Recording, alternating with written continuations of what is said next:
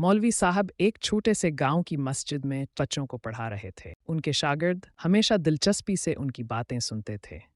मौलवी साहब ने बच्चों से पूछा, क्या तुम जानते हो कि दुआ क्या है? अली ने जवाब दिया, जी हाँ, दुआ अल्लाह से मांगने को कहते हैं। मौलवी साहब मुस्कुराए और बोले, बिल्कुल दुरुस्त, लेकिन दुआ सिर्फ मांगने का नाम नहीं, ये अल्लाह पर भरोसा रखने, सब्र का भी दर्स देती है। फिर उन्होंने एक कहानी सुनाई। बहुत साल पहले एक गांव में एक गरीब किसान रहता था।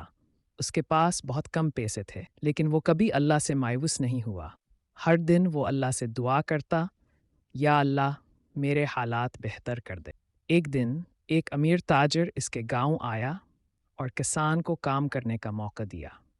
कुछ ही अरसे में किसान की मेहनत रंग लाई और वो खुशहाल हो गया। मौलवी साहब ने बच्चों से पूछा, इस कहानी से हमें क्या सीखने को मिला? ज़ीनब बोली कि दुआ के साथ मेहनत भी ज़रूरी है। मौलवी साहब खुश हो गए। बिल्कुल, अल्लाह हमारी दुआओं को सुनता है, लेकिन हमें सब्र और मेहनत भी करनी चाहिए।